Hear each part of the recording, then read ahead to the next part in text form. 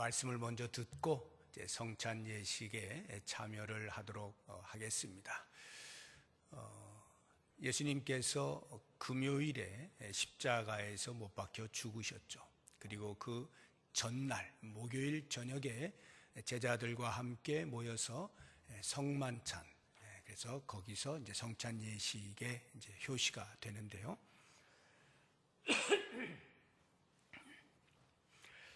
이 목요일 저녁에 제자들과 함께 성만찬을 나누면서 있었던 그 사건들에 대한 기록이 요한복음 13장에 나옵니다. 앞부분을 보시게 되면 이제 세족식이 있죠. 성찬 예식은 마태복음, 마가복음에는 이제 기록이 되어 있는데 요한복음은 굳이 이제 나중에 기록된 복음서이기 때문에 앞에 기록되어져 있는 것을 굳이 반복하지 않고 앞서 기록되었던 복음서에서 빠져있는 세족식에 대해서 기록을 해 놓았어요. 그리고는 예수님께서 함께 모여있는 제자들 가운데 한 명이 당신을 배반할 것에 대한 예언의 말씀을 하십니다. 너희 중 하나가 나를 팔 것이다. 이렇게 하니까 모두가 술렁술렁 거리는데 베드로가 고갯짓으로 예수님의 품 안에 안겨있던 요한에게 빨리 예수님에게 물어보라고 이렇게 고갯짓을 합니다. 요한이 묻습니다. 도대체 누구입니까? 내가 떡 한 조각을 줄 터인데 그 떡 조각을 받아 먹는 자가 바로 그이다. 이렇게 하면서 예수님께서 떡 한 조각을 적셔서 유다를 주시는 겁니다. 유다가 그것을 받고 얼마나 당황했겠습니까? 그리고는 그 순간에 사탄이 유다의 마음에 들어갔다라고 이렇게 표현이 되어 있고, 그리고 그 떡조각을 받고 유다는 나갑니다. 그때가 밤이라 이렇게 표현을 해놓았어요. 그리고는 유다가 빠져나간 11명의 제자와 함께 예수님께서 말씀을 하시는데 당신의 십자가와 부활, 그리고 그 이후에 있을 승천에 대해서 간략하게 말씀하시고, 그리고는 새 계명을 그들에게 주십니다. 그 새 계명의 내용이 오늘 우리가 읽은 요한복음 13장 34절 35절의 말씀입니다. 생각해 보세요. 이제 주무시고 나면 곧 십자가에서 못 박혀 죽으십니다. 주무시지도 못했죠. 그 일 이후에 겟세마네 동산 가시고 기도 끝나시고 내려오시면서 붙잡혀가지고 고문당하시고 바로 십자가에 못 박히셨으니까요. 그것을 눈앞에 두고 예수님께서 제자들에게 말씀하셨다는 것은 마치 유언과도 같다는 것입니다. 그래서 이 새 계명을 너희에게 주노니라고 할 때 그들이 받는 새 계명은 예수님께서 죽기 직전에 그들에게 마지막으로 남기신 유언과도 같은 말씀으로 받아야 하는 것이었어요. 그러니까 예수님께서 죽으시고 부활하시고 하늘에 다시 승천하시고 그리고 다시 오시기까지의 그 기간 중에 살아가는 모든 제자들, 성도들이 과연 어떻게 신앙생활을 해야 하느냐라고 하는 모든 신앙생활의 핵심을 이 새 계명 속에 담아서 주시고 있다라고 하는 것을 기억할 필요가 있어요. 우리가 새 계명이라는 말을 들을 때는 이렇게 두 가지로 생각을 해볼 수가 있습니다. 이전에 없던 계명들, 그러니까 이전에도 여러 계명들이 있는데 거기에서 찾아볼 수 없었던 전혀 새로운 그 계명이라고 이해를 할 수가 있고요. 또 다른 하나는 이전에도 유사한 계명이 있었는데 그 계명을 좀 더 보완하고 개선하고 승화시킨 새로운 계명, 이렇게 이해를 할 수도 있습니다. 예수님께서 주시고 있는 새 계명은 두 번째, 후자에 해당이 됩니다. 왜냐하면 구약의 율법에도 이미 이 계명이 있기 때문에 그렇습니다. 새 계명의 내용이 내가 너희를 사랑한 것 같이 너희도 서로 사랑하라 하는 이 서로 사랑함에 대한 계명이잖아요. 이 계명이 구약에도 그대로 있다는 것을 알 수가 있습니다. 우리 레위기 19장 18절 말씀 같이 한번 보겠습니다. 원수를 갚지 말며 동포를 원망하지 말며 내 이웃 사랑하기를 내 자신과 같이 사랑하라. 나는 여호와이니라. 해서 이 구약 율법에도 이웃을 사랑하라, 서로 사랑하라 라고 하는 이 사랑의 계명이 있음을 알 수가 있어요.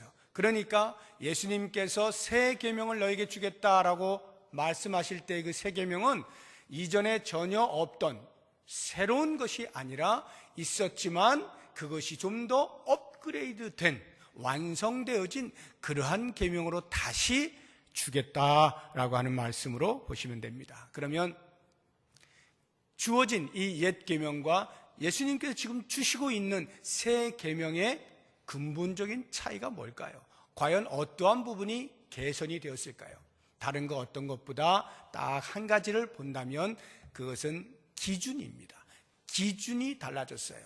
옛 계명에서는 네 이웃을 사랑할 때 너의 몸처럼 사랑하라 이렇게 말씀하신 기준이 자기 사랑에 두어져 있다고 한다면 예수님께서 주시는 새 계명이라고 하는 것은 너희가 서로 사랑하는데 내가 너희를 사랑한 것 같이라고 하는 예수님의 사랑이 기준이 되어져서 새롭게 선포가 되고 있다라고 하는 것이 큰 차이입니다.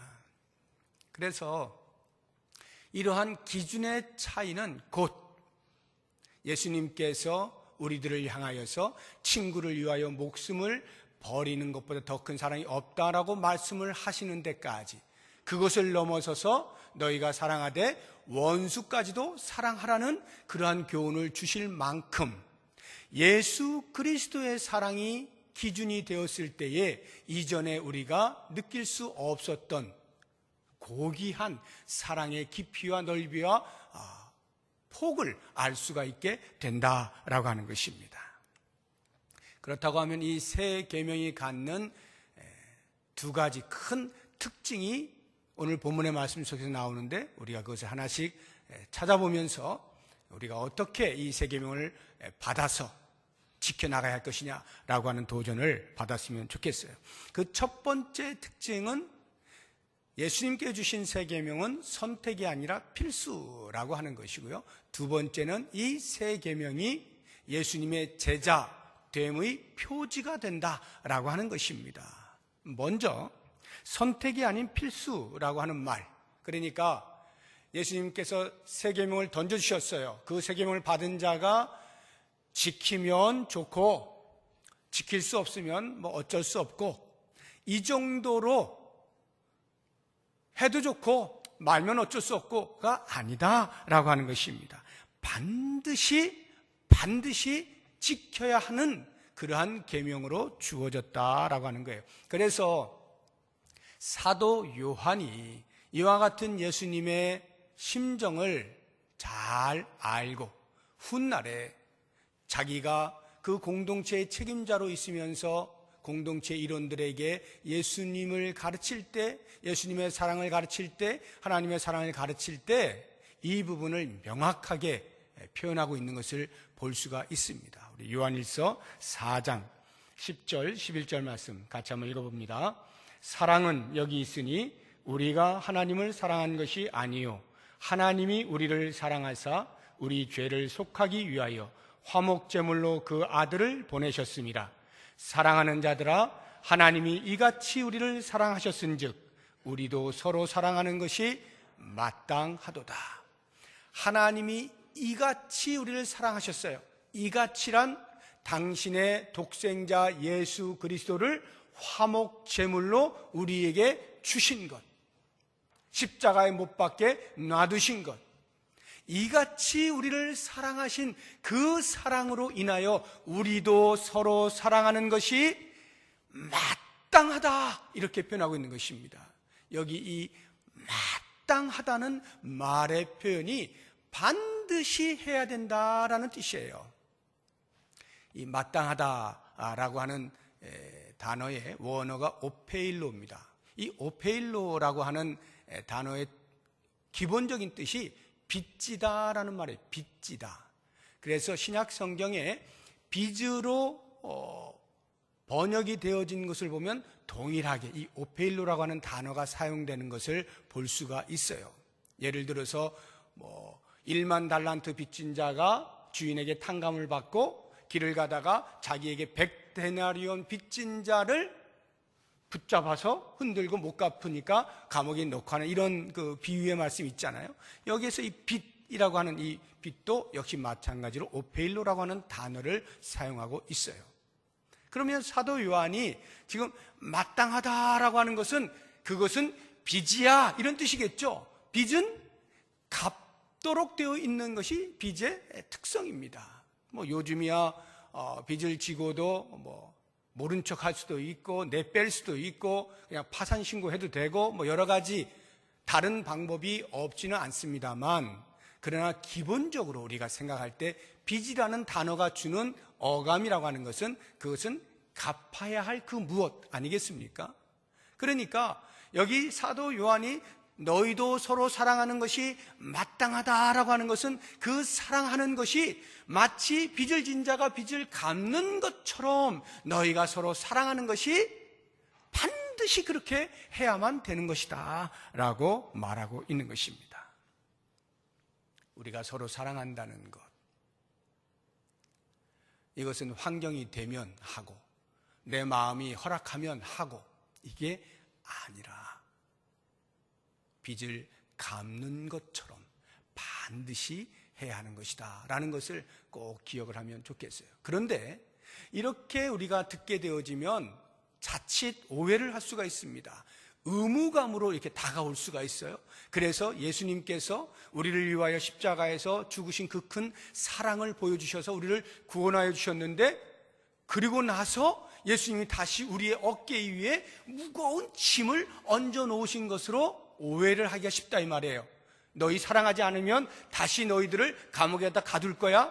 너희들 서로 사랑하지 않으면 내가 매를 때릴 거야. 이렇게 어떤 처벌할 것에 대한 두려움과 공포를 가지고 어쩔 수 없이 코 꿰듯이 그렇게 해야 되는 그 무엇으로 오해를 해서는 안 된다라고 하는 것입니다. 우리가 서로 사랑하는 것, 마땅히 해야 되는 이것은 다름 아닌 주께서 우리에게 보여주신 사랑에 근거하는 것이죠. 독생자 예수 그리스도, 그 하늘의 모든 영광을 내버리게 하시고 이 낮고 천한 자리로 보내신 하나님의 지극한 사랑, 아버지의 그 말씀에 순종하기 위하여 십자가라고 하는 저주의 자리를 피하지 아니하고 끝까지 지켜내서 우리에게 사랑으로 말미암는 구원을 선물해 주신 예수님의 그 사랑, 하늘을 두루마기 삼고 바다를 먹물 삼아도 다 쓸 수 없을 그 엄청난 사랑, 그 사랑을 받은 자의 영이 속에서부터 끓어오르는 내적인 요청에 의하여 하는 것이 바로 이 사랑이다 라고 하는 것입니다. 서로 사랑하는 것은 선택이 아닙니다. 성도된 자가 반드시 해야 되는 거예요. 새 계명의 두 번째 특징은 제자됨의 표지라고 하는 것인데요, 35절이 우리에게 그 이야기를 알려주고 있죠. 너희가 서로 사랑하면 이로써 모든 사람이 너희가 내 제자인 줄 알리라. 그럼 우리는 예수님을 따르는 제자입니다. 예수님을 믿고 예수님을 영접하고 예수님이 원하시는 길을 걸어가는 사람들, 제자들입니다. 그러면 우리가 예수님을 따르는 자다라고 하는 이 제자됨을 무엇으로 나타냅니까? 무엇으로 나타냅니까? 우리가 옷을 입을 때 십자가 배지를 다는 것으로 나는 예수님의 제자다라고 하는 것을 드러낼 수 있을 것입니다. 주일이면 어김없이 성경책을 들고 교회를 가는, 예배를 드리는 이 행위를 통해서 나는 예수님의 제자다라고 드러낼 수도 있을 것입니다. 또는 나는 술도 안 마시고 담배도 안 피고 금주 금연한다 라고 하는 것으로 제자됨의 표지를 말할런지도 모르겠습니다. 어떤 사람은 초자연적인 어떤 능력들, 신유의 은사를 발휘한다든가 하는 이러한 것들을 통하여서 내가 예수님의 제자다라고 하는 것을 드러내고자 할런지도 모르겠습니다. 이 모든 것들은 다 부분적으로 정답입니다. 그렇지만 완전한 답이 되지는 못합니다. 왜냐하면 정답은 예수님께서 따로 말씀하셨기 때문에 그래요. 그 정답이 뭡니까? 오늘 말씀 보니까 너희가 내 제자인 줄 사람들이 알게 되어지는 것은 너희가 서로 사랑할 때이다 라고 말을 하고 있는 것입니다. 서로 사랑할 때에야 비로소 그 모습을 보고서 주변에 있는 사람들이 저 사람들은 예수님의 제자로구나 하는 것을 알게 된다라고 하는 것이죠. 이게 무엇을 의미하는 것일까요? 사랑이라고 하면 기독교에만 있는 게 아니잖아요. 다른 종교에도 다 있고요. 종교가 없다라고 하는 무교를 주장하는 사람들 사이에서도 사랑하는 모습들이 다 있습니다. 크기와 정도의 차이가 있을런지 몰라도 사랑이라고 하는 것은 인간 사회 속에 보편적으로 있는 개념이에요. 그런데 예수님께서 새 계명이라고 특별히 하시면서 너희가 서로 사랑할 때 사람들이 너희가 내 제자인 것을 알게 될 거야 라고 말씀하시는 것은 예수님께서 우리에게 보여주신 그 사랑, 그것처럼 서로 사랑하게 되어질 때에 그 사랑이 예수님이 우리에게 어떠한 사랑을 보여주셨는지를 가늠하게 함으로써 기독교의 사랑은, 예수님이 보여주시는 사랑은 일반 인간 사회 속에서 찾아볼 수 있는 그러한 사랑과는 다르다라고 하는 것을 말하고자 하는 것이죠. 어떤 것이 다릅니까? 당신의 목숨을 바쳐서 연약한 자를, 죄인이었던 자를, 심지어는 원수 되었던 우리를 품으시고 구원해 주신 이 사랑, 어느 종교에서도 어느 사회에서도 어느 공동체에서도 찾아볼 수 없는 이 고귀한 사랑, 이것을 우리가 서로 사랑하는 행위를 통하여 사람들로 하여금 알게 하라, 이러한 말씀인 것이죠. 그러면 여러분, 과연 이게 가능할까요? 저는 이게 궁금해요. 우리가 가능할까? 예수님이 우리를 사랑하신 것처럼 그러한 양과 질과 방법으로 과연 우리가 서로 사랑할 수 있을까? 저는 쉽게 동의가 안 됩니다. 제 자신을 보면 도무지 그 수준에 도달할 수가 없어요. 형편없어요. 아직도 멀어 있는 저 밑바닥에서 헤매고 있어요. 그런데 과연 예수님께서 왜 우리에게 그 새 계명을 주셨는가? 도달할 수도 없는 그곳에 목표를 두게 하시고 왜 새 계명을 주셨을까? 제가 생각을 해보니까 이러한 답을 얻게 되더라고요. 이 답을 얻는데 힌트를 주는 말씀이 있어요. 한번 찾아보겠습니다. 로마서 13장 8절 말씀. 우리 같이 한번 읽어봅니다. 피차 사랑의 빛 외에는 아무에게든지 아무 빚도 지지 말라. 남을 사랑하는 자는 율법을 다 이루었느니라. 여기를 보시면 남을 사랑하는 자, 그러니까 서로 사랑하는 자는 율법을 다 이루었대요. 율법 다 이뤘으면 끝난 거 아닙니까? 그 위를 보시면 피차 사랑의 빛 외에는 아무에게든지 아무 빚도 지지 말라. 뒤에 부분 아무에게든지 아무 빚도 지지 말라는 말은 율법의 의무를 다 하라는 거예요. 그런데 예외가 있어요. 사랑의 빚. 사랑의 빚은 져도 된다, 이런 말이죠. 그럼 우리가 이렇게 생각이 되는 거예요. 서로 사랑하는 이런 부분에 있어서는 서로 좀 부담 갖게 해도 되는 거구나 라는 생각을 할런지 모르지만 이 말씀의 참뜻은 그런 의미가 아니라 다른 율법들은 다 지켜낼 수 있겠지만 사랑하라라고 하는 이 율법은 결코 한순간에 지켜낼 수 없는 것이다. 그 말의 의미는 바꿔 이야기하면 이 사랑하라고 하는 율법, 새 계명은 우리가 죽기까지 또는 주님이 다시 오시는 그날까지 계속해서 지켜나가야 하는 것이다 라는 말씀이죠. 이 말의 의미는 우리가 사는 동안에 완성시킬 수 있는 것이 아니다는 거예요. 예수님이 우리를 사랑하신 것과 같은 그와 같은 수준의 사랑을 우리가 할 수 있지 못하다는 거예요. 우리는 그것을 향하여 나아가는 겁니다. 나아가는 거예요.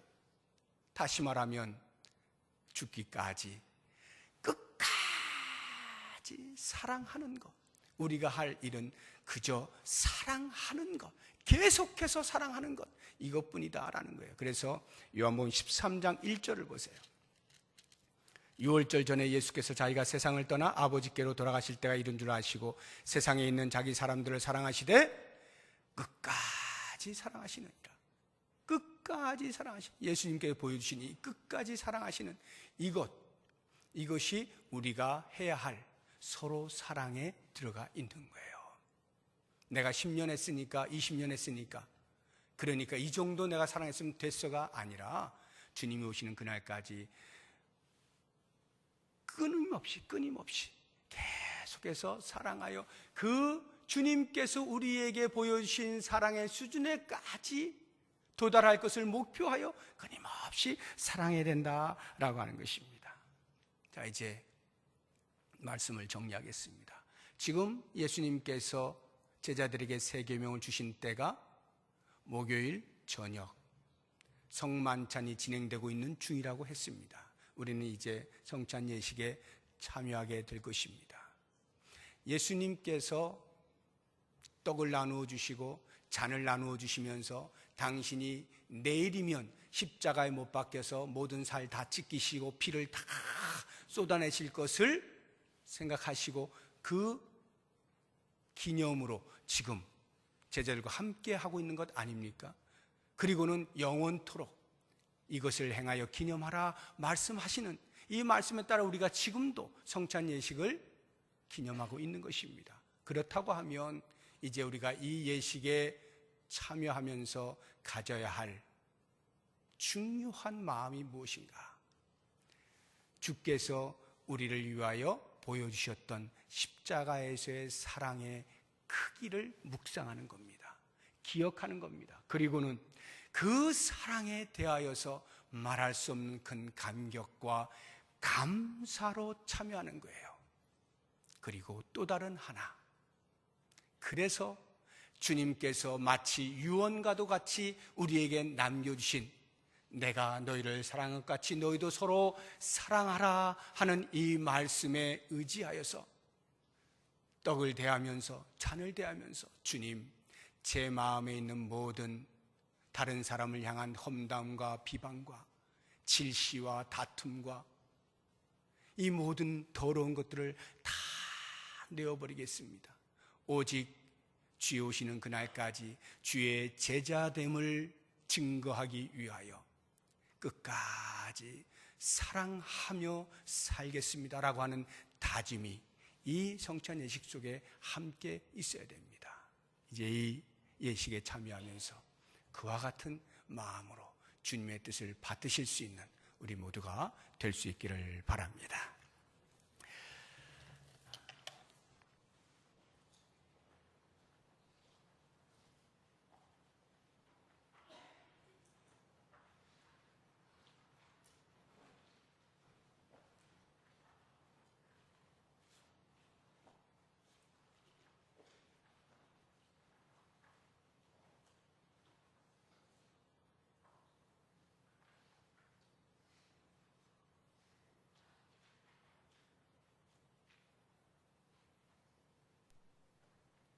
잠시 기도하겠습니다. 하나님 아버지, 이 시간에 주님께서 기념하라 말씀하신 그 말씀을 따라서 성찬 예식에 참여하고자 합니다. 주님이 우리를 위하여서 찢기신 그 몸과 흘리신 피를 기억하고 주님이 우리에게 당부하신 말씀들을 가슴에 새기면서 참여하고자 합니다. 우리의 사는 날 동안 주님의 이름이 부끄럽지 않도록 서로 사랑하며 주의 제자됨을 드러내며 살아갈 수 있는 결심이 이 성찬 예식의 참여 속에 있게 하여 주옵소서. 예수님의 이름으로 기도드립니다. 아멘.